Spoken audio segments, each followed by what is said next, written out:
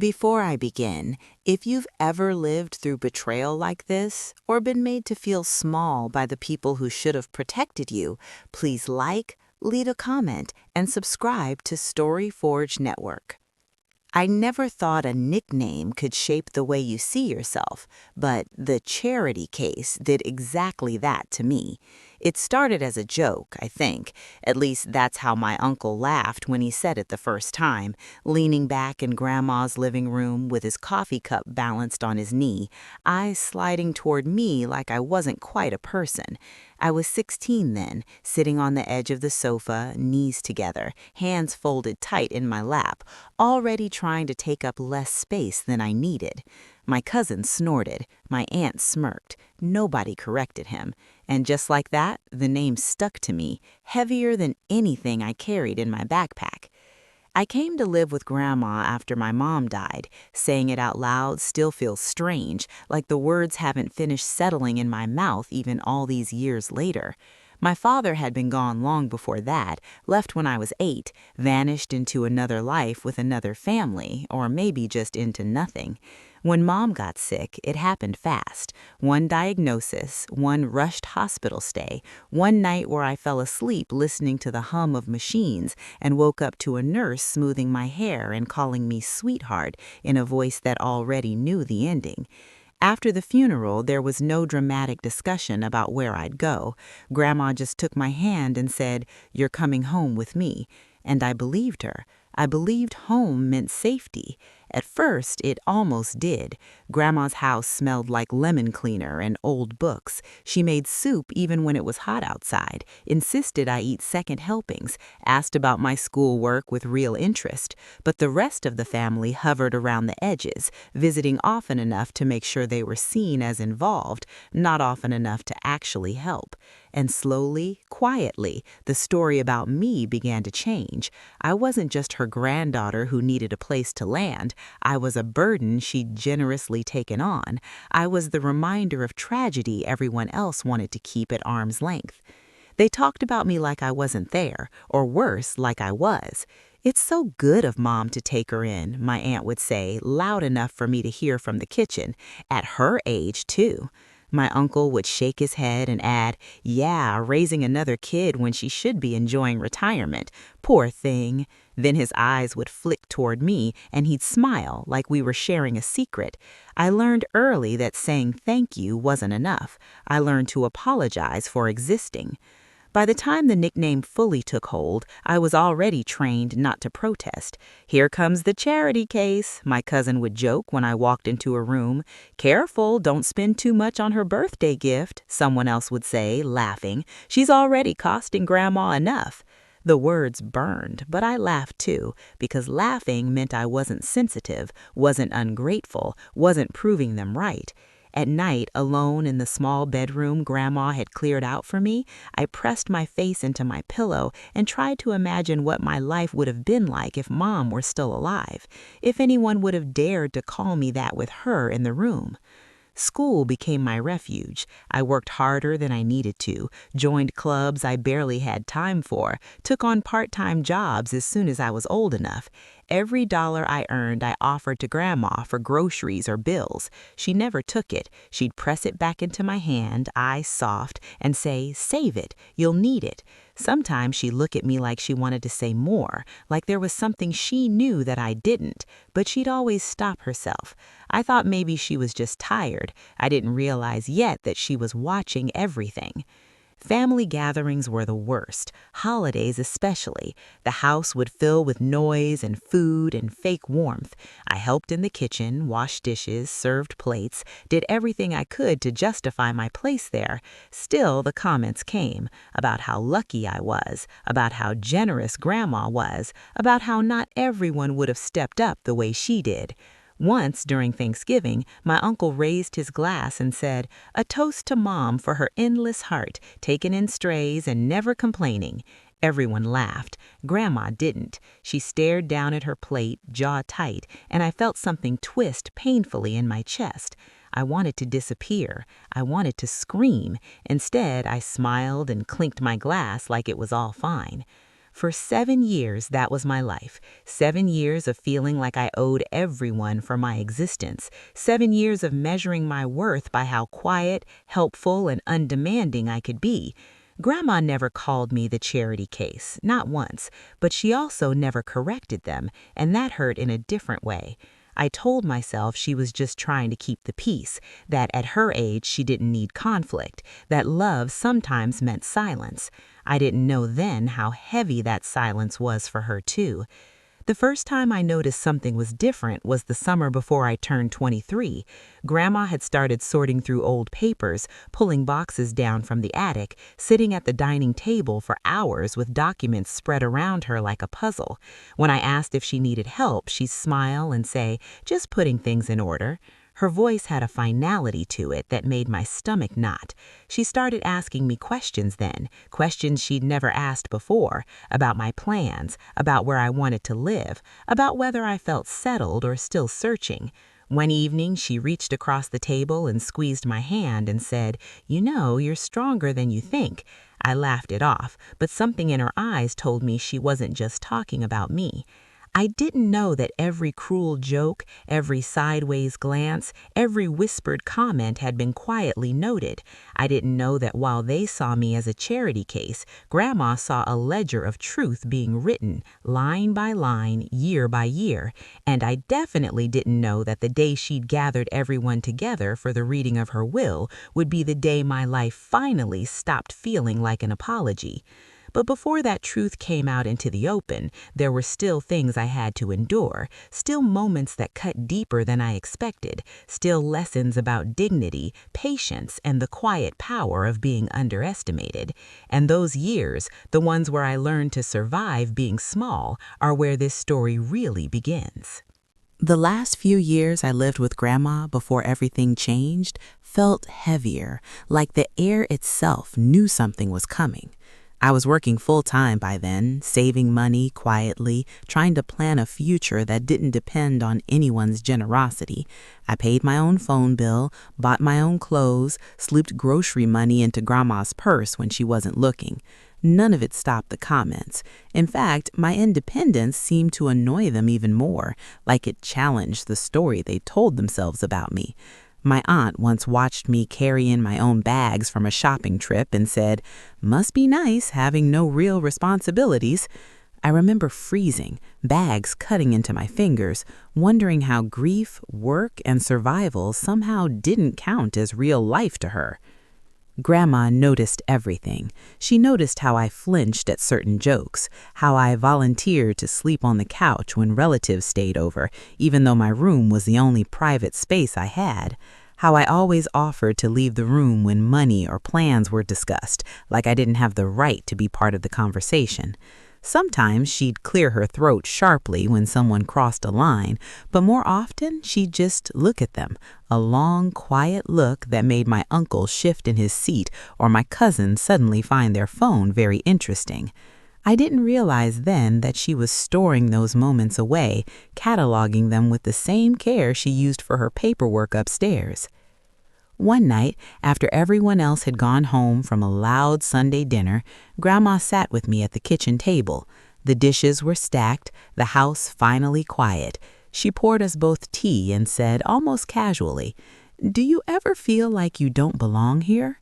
The question hit me so hard I couldn't speak at first. I stared into my cup, watching the steam curl up, and finally nodded. She reached over and brushed her thumb across my knuckles. "I'm sorry," she said. Just that, 2 words, heavy with meaning. I wanted to ask her what she was sorry for, but the way her voice trembled stopped me. Instead, I said, "It's okay." Even then, I was still protecting everyone else. The nickname followed me like a shadow. It showed up at birthdays, graduations, even at my cousin's engagement party. "Can you believe how far the charity case has come?" my uncle joked, clapping me on the shoulder hard enough to sting. Everyone laughed. I laughed too, though my smile felt glued on. Later that night, Grandma found me in the backyard, standing alone under the porch light. She wrapped a shawl around my shoulders and said softly, "They laugh because they don't understand." I asked her what they didn't understand. She didn't answer. She just squeezed my arm and said, "One day." When Grandma's health started to slip, the family suddenly became very attentive.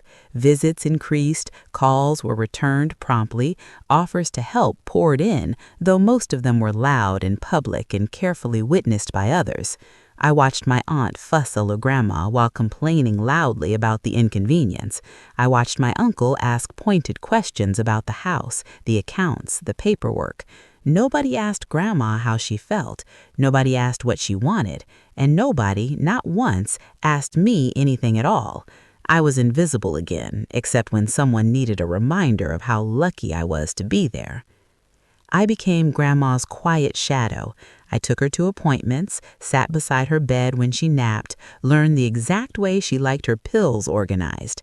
At night, when she couldn't sleep, she told me stories about her youth, about mistakes she'd made, about people she trusted too easily. Sometimes she'd stop mid-sentence and look at me with that same knowing expression. "You listen," she'd say. "That's rare." I didn't know she was also watching who didn't listen, who only spoke when money or ownership came up, who treated her kindness like an open tap instead of a gift. The day she told me she'd updated her will, she did it the same way she did everything else, quietly. We were sitting on the couch, an old movie playing in the background, when she said, "I've made some decisions." My heart jumped. I told her she didn't need to worry about me, that I was fine, that I could manage. She turned to me then, really turned, and said, "This isn't about worry, it's about truth." I didn't know what she meant, but the seriousness in her voice scared me. Before I could ask more, she patted my hand and said, "Enough for tonight." The family found out about the will a week later. Grandma told them she wanted everyone present when it was read. The reaction was immediate. My aunt started planning outfits. My cousin joked about who'd get what room in the house. My uncle suddenly remembered old favors he'd done for Grandma decades ago. Nobody asked why she wanted it done while she was still alive. Nobody questioned the unusual timing. They were too busy counting what they assumed was already theirs. The night before the reading, I barely slept. I kept replaying every comment, every laugh, every moment I'd been made to feel small. I told myself it didn't matter, that whatever happened, I'd survived worse. Still, there was a tightness in my chest that wouldn't ease. Grandma found me in the kitchen early that morning, staring out the window. She moved slowly but deliberately, poured herself some coffee, and said, "Tomorrow will be hard." I nodded. "But," she added, her voice firm now, "it will also be honest." She looked at me, really looked, and for the first time I saw something like quiet triumphs in her eyes. The lawyer arrived in the early afternoon the next day. Everyone gathered in the living room, dressed too nicely for a family meeting. I sat in my usual spot, slightly off to the side, hands folded, heart pounding. My aunt whispered something to my cousin and glanced at me, lips curling. I heard the words "charity case" one last time, soft but sharp. Grandma cleared her throat. The room fell silent. The lawyer opened his folder, and as he began to speak, I felt something shift, like the ground under all of us was no longer steady. But the real shock, the kind that makes your ears ring and your past rearrange itself, was still waiting, and it would come not just in what Grandma left behind, but in what she chose to say out loud with all of us listening. The lawyer's voice was calm, practiced, the kind of tone meant to keep emotions from spilling over, but nothing could have prepared them or me for what came next. He began with the formalities, names and dates, the dry language of legality filling the room. My aunt crossed her legs and leaned back, already bored, already confident. My uncle nodded along like he knew every word by heart. I kept my eyes on Grandma. She sat straight in her chair, hands folded neatly in her lap, face composed but alert. She wasn't tired that day. She was ready. Before the lawyer could get to the actual distribution of assets, Grandma raised her hand. The room froze. "Before you read anything else," she said, her voice steady, "there are some things I once said out loud." My aunt blinked in surprise. My cousin frowned. The lawyer hesitated, then nodded and stepped back. Grandma looked around the room slowly, deliberately, making eye contact with each of them. When her gaze landed on me, it softened for just a moment. Then she turned back to the rest of them and began. "For 7 years," she said, "I have listened." The silence was thick now, uncomfortable. I've listened to jokes. I've listened to comments made in passing. I've listened to assumptions spoken as if they were facts. My uncle cleared his throat. Grandma didn't look at him.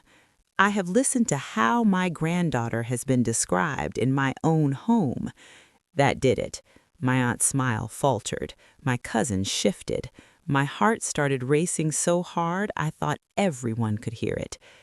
Grandma continued. "I took her in because she lost her mother, because she had nowhere else to go, because family is not charity, it's responsibility." Her voice cracked just slightly on that last word, but she pressed on. "Yet I've heard her called the charity case more times than I can count." A sharp intake of breath rippled through the room. My aunt opened her mouth, then closed it. My uncle stared at the floor.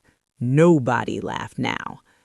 I felt heat rush to my face, a mix of shame and relief so intense it made my hands tremble. I'd never heard her say it out loud before, never heard her name the wound so clearly. Grandma looked at me then, really looked, and said, "She has never been a burden." Tears burned my eyes. I bit my lip, desperate not to cry in front of them. "She has been my companion," Grandma went on, "my help, my comfort, and in many ways my strength." The lawyer stood silently, forgotten. Grandma wasn't finished. "I have also listened to who shows up when there's work to be done, not just when there's something to gain."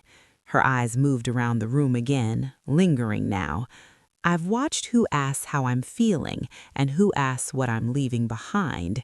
My cousin flushed red. My aunt crossed her arms tightly. My uncle's jaw clenched. No one interrupted her. No one dared. Only after that did Grandma nod to the lawyer. "Now you may continue," she said. The lawyer adjusted his glasses, clearly shaken, and resumed. "The first few bequests were small things, practical things, jewelry, furniture, keepsakes." My aunt relaxed slightly when her name was mentioned. My cousin smirked when he heard about the car. My uncle nodded approvingly when the investment account was read out in his favor. I stayed quiet, heart pounding, convinced that whatever Grandma had already said was the real gift. I wasn't expecting more. Then the lawyer paused and said my name. The sound of it seemed to echo in the room. My aunt's head snapped toward me. My cousin leaned forward. The lawyer cleared his throat and read, "To my granddaughter, I leave the house and the remainder of my estate." For a split second, no one reacted. The words hung there, unreal. Then the room exploded. My aunt laughed, a sharp, disbelieving sound. "That's not funny," she said. My uncle stood up so fast his chair scraped loudly against the floor. "There has to be a mistake," he said, pointing at the lawyer. "She lives here. Of course she does. That doesn't mean—" Grandma raised her hand again. Silence fell, fractured but real. "There is no mistake," Grandma said. "I made this decision years ago." My cousin scoffed. "So the charity case gets everything?" The words were out before he could stop them. The room went dead quiet. Grandma turned to him, her eyes cold now, sharp as I'd ever seen them. "Say that again," she said. He didn't. He couldn't. Grandma's voice softened, but it didn't lose its edge. She earned her place here with kindness, patience, and humility, things that cannot be bought or inherited. My aunt tried a different angle then, her voice syrupy. "Mom, you know we love her, but this is extreme." Grandma smiled sadly. "Love is not what you say in public. It's how you treat someone when you think it doesn't matter." The lawyer finished reading, his voice barely audible over the tension. The will was clear, final, unchangeable. When he closed the folder, it felt like a door slamming shut on 7 years of quiet cruelty. My family stared at me like I'd tricked them somehow, like I'd stolen something that was rightfully theirs. I wanted to sink into the floor. Instead, Grandma reached for my hand. Her grip was firm, grounding. She said, "You don't owe anyone anything." Softly, but everyone heard it. My aunt started crying then, loudly, dramatically. My uncle argued about fairness. My cousin stormed out. I sat there, stunned, my identity shifting in real time. I wasn't the charity case anymore. I was the truth they'd refused to see. When they left, the house felt hollow. Grandma leaned back in her chair, suddenly looking her age. I knelt beside her and asked if she was okay. She smiled and said, "I've never felt lighter." She squeezed my hand. "I needed you to hear it while I was still here." I broke then. All the tears I'd swallowed for years finally came. Grandma held me like she had when I was a child, rocking slightly, whispering, "You were never small. They just made you feel that way." That night, lying in my bed, I realized something had ended, but something else, something heavier and more important, was just beginning. The fallout hadn't come yet.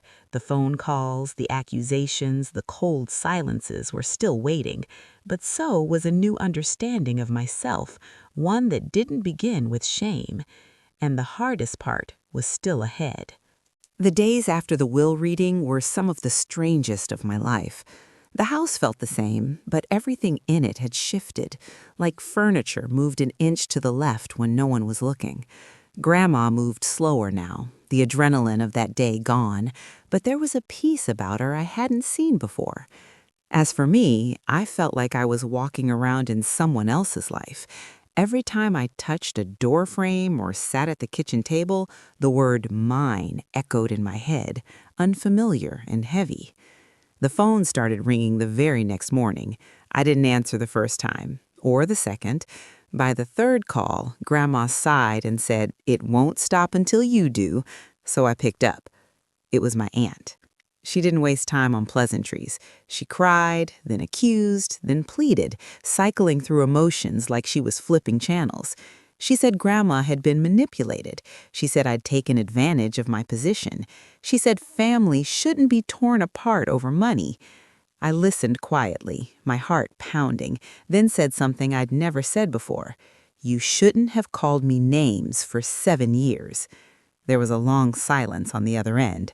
Then she hung up. My uncle tried a different approach. He showed up at the house, unannounced, standing on the porch with his hands in his pockets, looking almost sheepish. He said he wanted to talk man to man, then corrected himself awkwardly. He said he didn't mean anything by the jokes, that everyone teased each other, that I was too sensitive. I felt the old instinct rise up, the urge to apologize, to smooth things over. Instead, I looked past him at the yard I'd raked, the steps I'd scrubbed, the home I'd kept running while everyone else laughed. "If you didn't mean anything," I said, "why didn't you stop?" He had no answer. The rest of the family fractured quickly. Some went silent, some sent long messages explaining why Grandma's decision was unfair, unbalanced, unwise. A few demanded meetings. One even hinted at legal action, though the lawyers shut that down fast. Through it all, Grandma stayed calm. She told me, "This is the noise of entitlement leaving the room." When I worried out loud that I'd ruined the family, she shook her head. "You didn't ruin anything," she said. "You revealed it." Taking care of Grandma became my focus again. Her health declined faster after that, as if her body had been holding on just long enough to finish one last task. I cooked softer meals. I helped her bathe. I slept lightly, listening for her footsteps at night.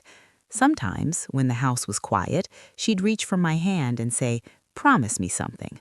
I always said yes before she finished. "Promise me you won't shrink yourself to make others comfortable." Those words settled into me, slow and deep. One afternoon, while sorting through papers together, she showed me an old notebook. Inside were handwritten notes, dates, small observations, things people had said. Not angry entries, just facts. I recognized some of the moments immediately. The Thanksgiving toast, the engagement party joke, the sideways looks when bills were discussed. "I didn't write these to punish anyone," she said. "I wrote them so I wouldn't doubt myself." I finally understood then why she'd stayed quiet for so long. She wasn't weak, she was deliberate. When Grandma passed, it was peaceful. She went in her sleep, holding my hand, her breathing slowing like a tide going out. I felt the grief hit me in waves, sharp, then dull, then sharp again. At the funeral, the family gathered once more, grief layered with tension.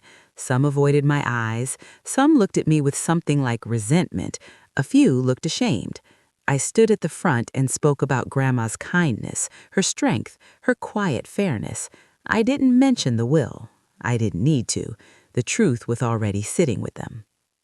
Living alone in the house afterward was harder than I expected. Every room held her absence, but it also held her choices. I found myself standing straighter, speaking more honestly. When relatives tried to reopen old arguments, I said no. When someone called me ungrateful, I said goodbye. The nickname never came back. They didn't dare.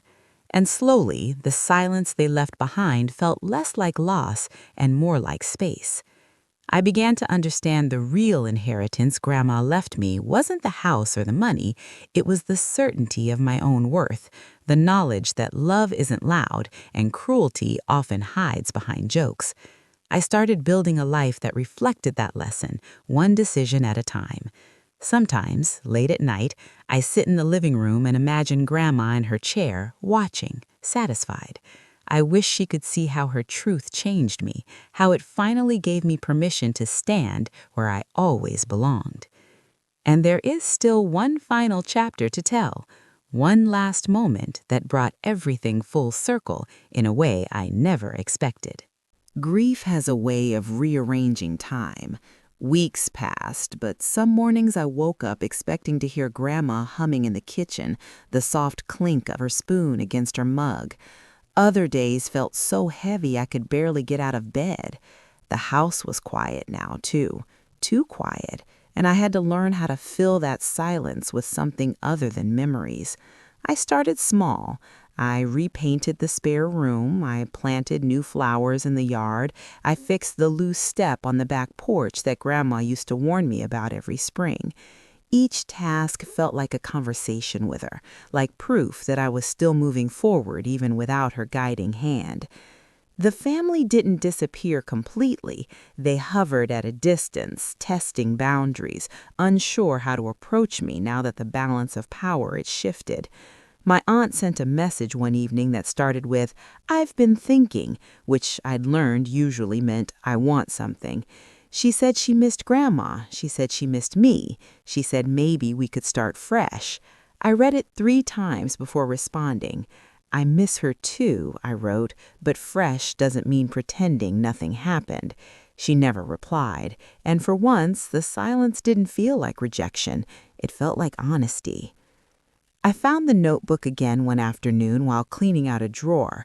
Grandma's handwriting filled the pages, steady and clear even toward the end. I sat on the floor and read it all, every entry, every observation. There was no bitterness there, just clarity.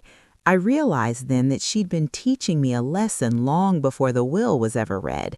She'd been showing me that you don't have to shout to be strong, and you don't have to explain yourself to people committed to misunderstanding you. The real turning point came a few months later when my cousin showed up unannounced. He stood on the porch, hands shoved deep into his jacket pockets, eyes darting everywhere but at me. I almost didn't open the door. Old habits die hard. But something told me this was unfinished business. I stepped aside and let him in.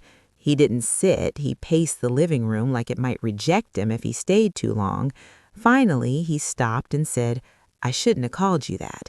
The words sounded awkward, unused. I didn't think it mattered. I waited. He swallowed hard. It did. I nodded. That was all I needed. He left soon after, and though we didn't hug or promise anything, I felt something loosen inside me. An apology doesn't erase the past, but it can close a door you don't need to keep walking past. Life began to take shape in ways I hadn't expected. I enrolled in classes I'd put off for years. I invited friends over without worrying what anyone would think. I hosted my first holiday dinner and set an extra place at the table for Grandma, just for me. When I caught myself apologizing out of habit, I stopped mid-sentence and corrected myself. It felt strange at first, like wearing new shoes that hadn't broken in yet, but with time it felt right. One afternoon, sorting through the last of Grandma's things, I found a letter addressed to me. The date was just a week before the will reading. My hand shook as I opened it. Her words were simple, direct, unmistakably hers. She wrote that she was proud of me, that she hoped I'd learn never to confuse endurance with obligation, that love given freely is never charity. She ended with, "Stand tall, even when your voice shakes." I cried until the paper blurred, then folded it carefully and tucked it into my pocket like armor. The family gatherings grew fewer. The ones that did happen were different, quieter, more cautious. I noticed how carefully people chose their words around me now. It would have been easy to feel vindicated, but what I felt instead was calm. The need to prove anything it left me. Grandma had already done that work. On the anniversary of her passing, I visited her grave alone. I told her about the garden, the classes, the quiet strength I was still learning to trust. I thanked her for seeing me when I couldn't see myself. As I stood there, the wind moved through the trees, and for a moment I felt that same steady presence I'd known my whole life.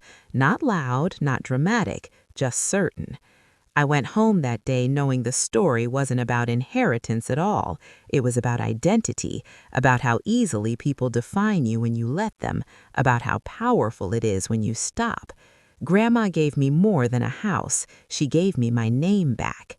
And there is still one final moment, one last truth that needs to be said out loud, because it changed not just how my family saw me, but how I finally saw myself.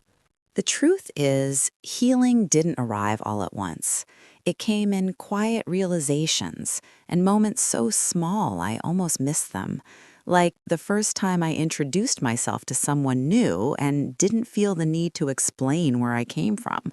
Or the first time I declined an invitation without inventing an excuse. I was learning, slowly, how to live without the constant background hum of apology. One afternoon, nearly a year after Grandma passed, I received a letter from the lawyer's office. At first, my chest tightened, old fear rising up, but when I opened it, I found something unexpected. Inside was a copy of an addendum to Grandma's will, one that hadn't been read aloud that day. It wasn't about money or property. It was a personal statement, sealed until after her death. The lawyer's note said simply that Grandma had wanted me to have it when I was ready. I sat at the kitchen table, the same one where I'd done homework and shared tea and held my breath through so many humiliations, and I read her words. She wrote about watching me grow from a quiet, grieving teenager into someone steady and compassionate. She wrote about the family, too, not with anger, but with honesty. She said people often mistake kindness for weakness and generosity for entitlement. She said she hoped her choices would force them to confront themselves, even if they never admitted it out loud. And then she wrote something that made my hand shake. I never rescued her. She rescued herself. I simply refused to stand in her way. I folded the paper and held it to my chest. For years, I'd believed my survival was owed to someone else's mercy. Reading that, I finally understood that I'd been an active participant in my own life all along. I wasn't lucky. I was resilient. Not long after that, the family held a small reunion. I debated not going, but curiosity and a strange sense of closure pulled me there. The dynamic had shifted. People watched what they said. Conversations stayed on safe ground. When someone joked, it was gentle, careful. No one mentioned the past directly, but it sat between us like an unspoken agreement. I realized then that Grandma's legacy wasn't just the house. It was the mirror she'd held up to all of us. Near the end of the evening, my aunt pulled me aside. She looked older, wearier. "I didn't see it," she said quietly. "I should have." There was no defense in her voice this time. I nodded. I know. That was enough. Forgiveness didn't mean forgetting. It meant choosing not to carry their shame for them anymore.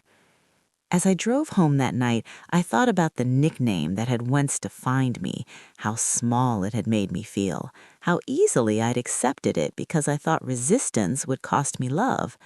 Now it felt distant, almost unreal, like a story someone else had told me. I realized the power of names, how they can trap you or free you, depending on who you let speak. I started volunteering not long after that, working with kids who'd lost parents, kids who felt out of place in their own families. I never called it giving back. It wasn't a debt. It was a choice. Sometimes I'd see the same look in their eyes I'd once seen in the mirror, that mix of gratitude and fear, and I'd tell them gently, "You're allowed to take up space." Watching their shoulders relax was worth everything. On the 7th anniversary of moving into Grandma's house, I sat on the porch steps and thought about the irony of that number. 7 years of being called something I wasn't, 7 years of being measured by someone else's comfort, and now 7 years later, I finally felt like my life was my own. The label had fallen away, replaced by something quieter and stronger. The house itself seemed to breathe easier, too. Light poured through windows that once felt dim. Laughter came more easily now, my own and others. I hosted dinners where people felt welcome because they were kind, not because they were entitled. I learned that family isn't who shares your blood, but who shares your respect. There was one last conversation that stayed with me, one that tied everything together. It happened in a dream, or maybe just in that space between sleep and waking. Grandma sat across from me, smiling the way she used to when she knew something I didn't. "You see it now," she said. I nodded. "I see it."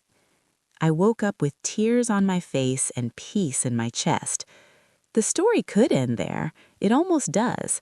But there is one final truth, one last lesson that deserves to be spoken clearly because it's the reason I'm telling this at all. By the time I felt ready to tell this story out loud, I realized it wasn't really about what my family did to me. It was about what I let define me for far too long. Shame is quiet that way. It doesn't announce itself.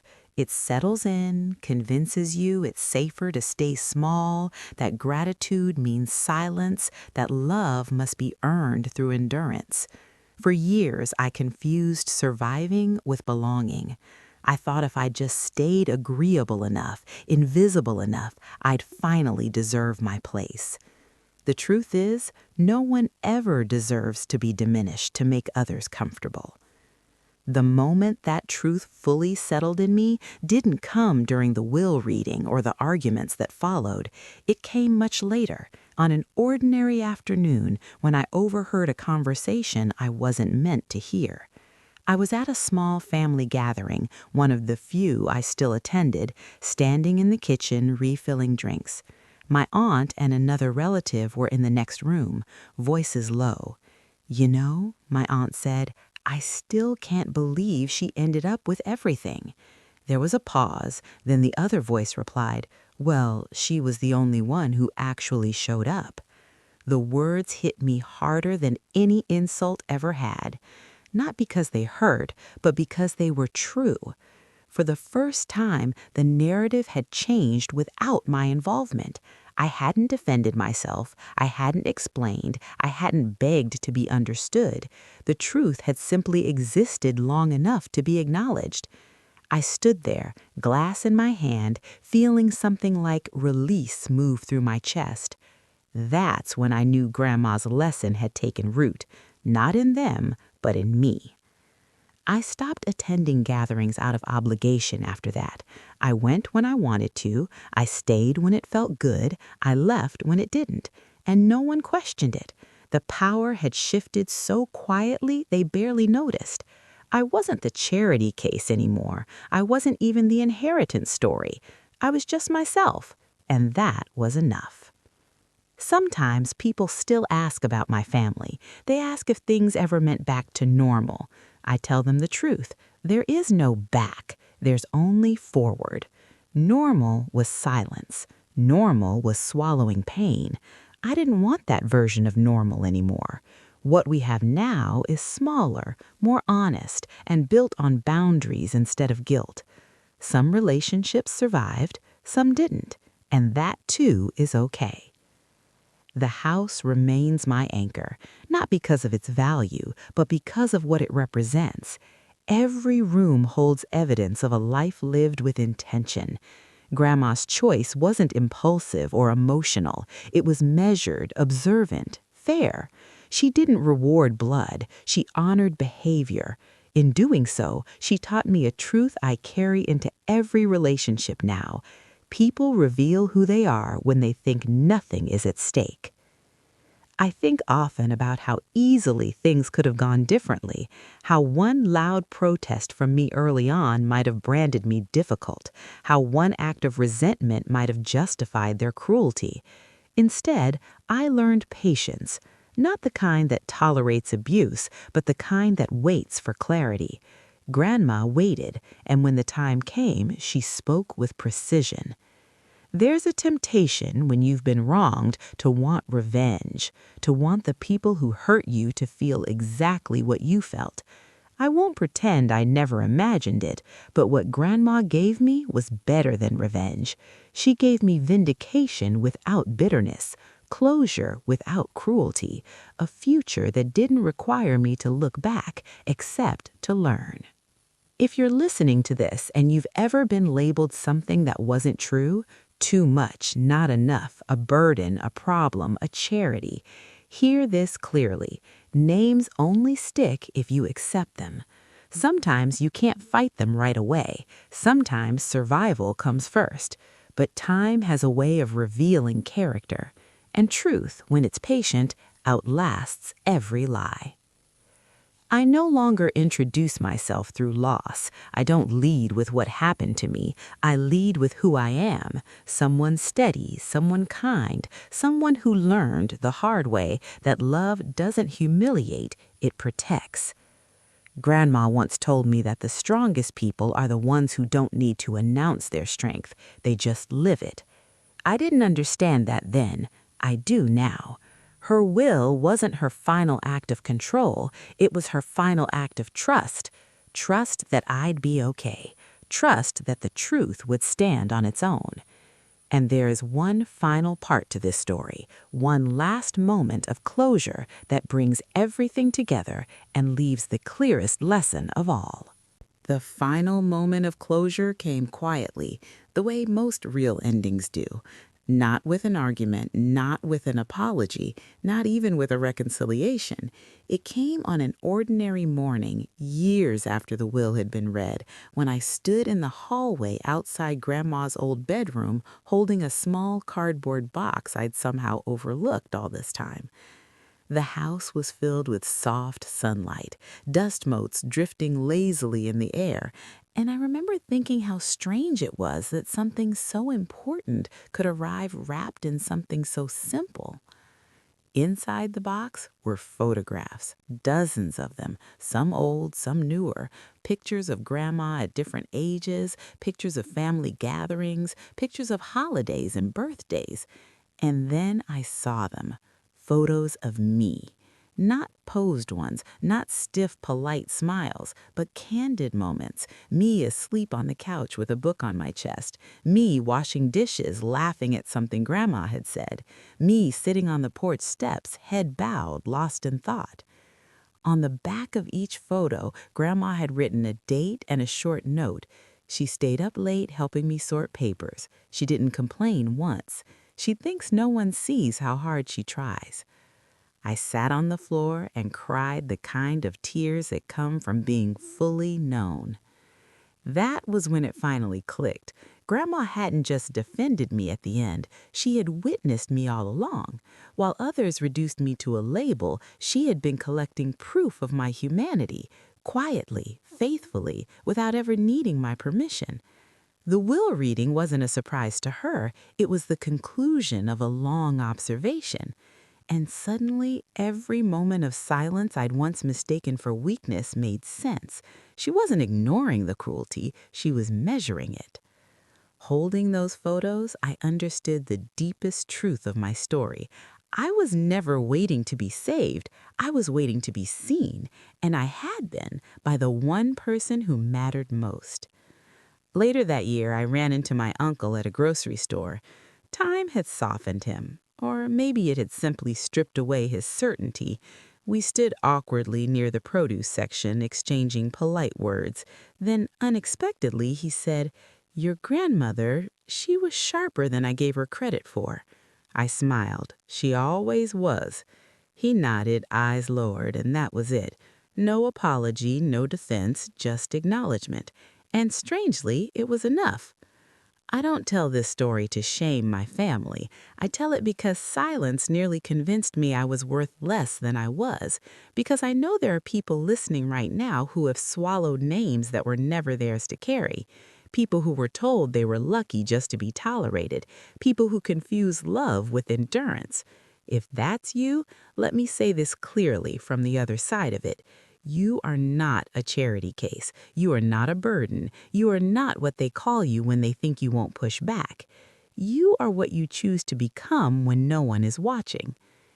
I still live in Grandma's house. I kept most of it the same, her chair by the window, her teacups in the cabinet. But I've made space for myself, too. New photos, new memories, new laughter. The house doesn't feel like an inheritance anymore. It feels like a continuation, a place where truth is allowed to live out loud. Sometimes when the evening light hits the walls just right, I think about that younger version of me, the one sitting quietly on the edge of the couch, laughing at jokes that hurt, trying to earn a place that was already deserved. I wish I could sit beside her and whisper what I know now, that survival isn't gratitude, that love doesn't require humiliation, that being quiet doesn't make you noble, it just makes it easier for others to speak over you. But maybe this story is that whisper. Grandma once wrote, "People will tell stories about you that serve them. Let your life be the correction." That's what I've tried to do, not with speeches, not with confrontation, but with consistency, with boundaries, with self-respect, the kind that doesn't announce itself but changes the room anyway. In the end, the greatest reversal wasn't the will, it was the shift inside me. I stopped asking for permission to belong. I stopped shrinking. I stopped accepting love that came with conditions. And in doing so, I became something no nickname could ever reduce. I became whole. And if there's one lesson I hope you carry with you after hearing this story, it's this. The truth doesn't need defending forever. Sometimes all it needs is time, patience, and one brave soul who refuses to let you forget who you are. For me, that was Grandma. For you, it might be yourself. And that's how the story ends. Not with revenge, not with bitterness, but with clarity, dignity, and a quiet strength that finally found its voice. I thought the story ended with clarity. I was wrong. Clarity was only the doorway. What came after was responsibility, the kind you carry once you know who you are and refuse to pretend otherwise. It began the day I decided to open the small cedar chest Grandma kept at the foot of her bed. I'd avoided it for a long time, not out of fear, but reverence. Some things feel sacred simply because they were loved. Inside were keepsakes I'd never seen before, old letters tied with ribbon, church programs, a pressed flower between the pages of a Bible, and at the bottom, wrapped in cloth, was a thin folder with my name written on it in Grandma's careful handwriting. Inside was a single document, not legal, not formal, just a letter she had written after the will was read, but before she passed. The ink was steady, the words deliberate. She wrote about watching the family react after that day, about the silence, the anger, the excuses. She said she expected it. What she didn't expect, she wrote, was how calm she felt afterward. "I finally said the thing that mattered," she wrote. "The rest is noise." Then she wrote about me again. She said she worried sometimes that the world would still try to shrink me even after she was gone, that people might say I was lucky or favored or handed something I didn't earn.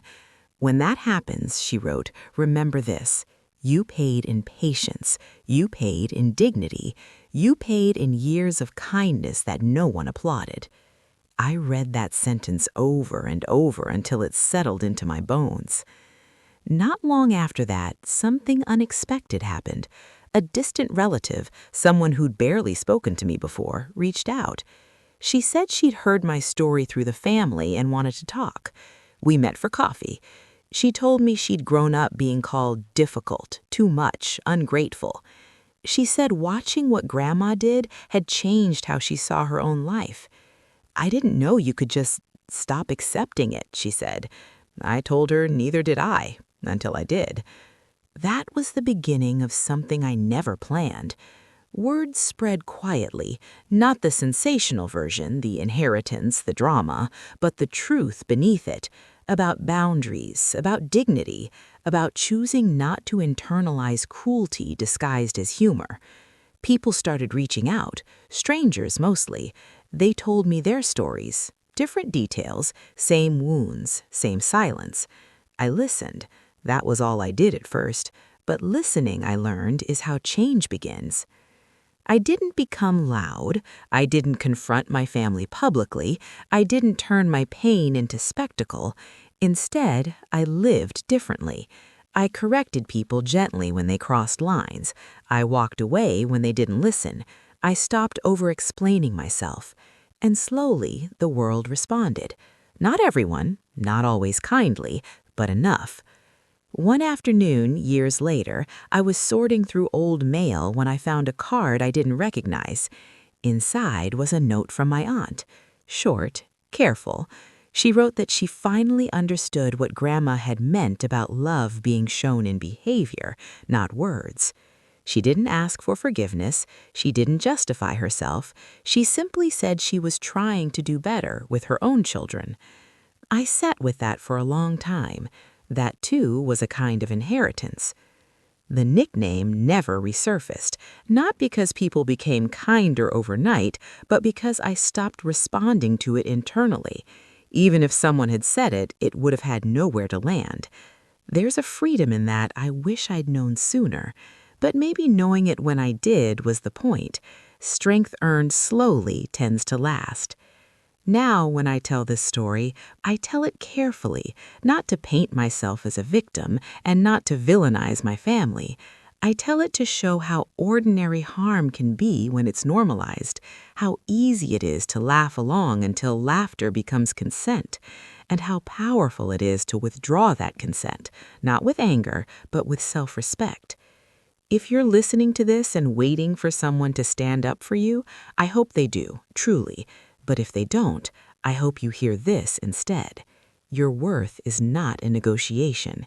It does not increase when others approve of you. It does not decrease when they misunderstand you. And it is never charity to care for someone who is hurting. It is humanity.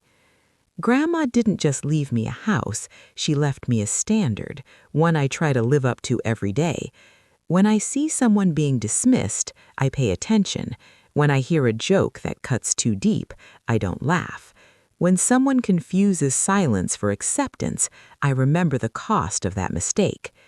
The story people once told about me no longer exists. In its place is something quieter, truer, and unshakable. I am not the girl who survived on someone else's generosity. I am the woman who learned to recognize her own value, even when it wasn't reflected back to her. That is the real ending, not the will, not the money, not the shock, but the moment I stopped living as a footnote in someone else's narrative and became the author of my own. And if this story stays with you, if it echoes uncomfortably, if it reminds you of a name you've been carrying that was never yours, then maybe that's where your own next chapter begins. The last part of this story doesn't happen in a courtroom or a living room full of shocked faces or even beside Grandma's grave. It happens in a place far quieter than that. It happens inside me, in the ordinary moments where the old version of myself used to surface without warning and now doesn't. For a long time after everything settled, I still caught myself reacting as if I were the charity case. I'd hesitate before buying something nice. I'd feel the urge to explain myself when I didn't need to. I'd instinctually downplay my achievements, like success was something borrowed that might be taken back if I wasn't careful. Healing doesn't erase habits overnight. It teaches you to notice them, then gently let them go. The real test came when I was offered a new opportunity at work. It was a leadership role, one I was qualified for, one my peers encouraged me to take. The old voice whispered immediately, "Are you sure you belong there? Aren't there people more deserving? Aren't you lucky just to be included?" I almost declined. Almost. Then I thought of Grandma's handwriting, of the photos, of the years she watched me stand steady while others laughed, and for the first time in my life, I didn't argue with the doubt. I simply ignored it. I said yes. Standing in that new role, I realized how deeply the nickname had shaped me, not just emotionally, but structurally. It had taught me to survive, but not to claim. Grandma's final gift was the permission to claim, to occupy space without apology, to succeed without shrinking, to exist without footnotes. I don't see most of my extended family often now. When we do cross paths, it's polite, distant, careful. There's an unspoken understanding that certain lines will not be crossed again. Some people interpret that distance as coldness. I don't. I see it as peace. Peace doesn't always look like closeness. Sometimes it looks like respect. Every so often, someone new hears the story secondhand and asks me if it was worth it, if losing parts of my family was worth gaining everything else. That question used to hurt. Now it doesn't, because I didn't lose them the day the will was read. I lost them the day they decided humiliation was harmless and silence was consent. All Grandma did was turn the lights on. If there's one thing I want to make unmistakably clear, it's this. Being taken in is not the same as being rescued. Care is not leverage. Love is not a transaction. And anyone who makes you feel indebted for being human is telling you exactly who they are. I still keep Grandma's letter in my nightstand, not because I need reassurance anymore, but because it reminds me where my foundation is built, on observation, on fairness, on quiet courage. When life feels uncertain, I don't ask myself what I'm allowed to want. I ask myself what aligns with my dignity. That question has never led me wrong. Sometimes I imagine Grandma watching me now, not hovering, not judging, just observing the way she always did. I think she'd smile at the way I correct people gently but firmly, at the way I no longer laugh at jokes that wound, at the way I choose relationships that don't require me to disappear to maintain harmony.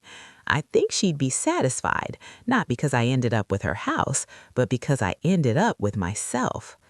The nickname that once defined me has no power now. It doesn't sting, it doesn't echo, it barely feels real. That's the strange thing about truth. It doesn't need constant reinforcement. Once you know it, really know it, lies lose their grip. If you stayed with me through this entire story, then maybe some part of it belongs to you too. Maybe you've been labeled in ways that made survival feel like obligation. Maybe you've been told gratitude means silence. Maybe you've been shrinking so long you forgot you were doing it. If that's the case, let this be the moment you pause and ask yourself one simple question. Who benefits from me believing this about myself? Grandma believed something else about me, something truer, and because she did, I learned to believe it too, not because she said it loudly, but because she lived it consistently. She showed me that love doesn't mock, that family doesn't belittle, and that patience is not weakness when it's paired with truth. This is where the story ends, not with applause, not with revenge, but with a woman standing in her own life, unashamed, unshrinking, and finally unnamed by anyone else's cruelty. The charity case never existed. She was a story people told to excuse their own behavior. And now it's a story that's finished.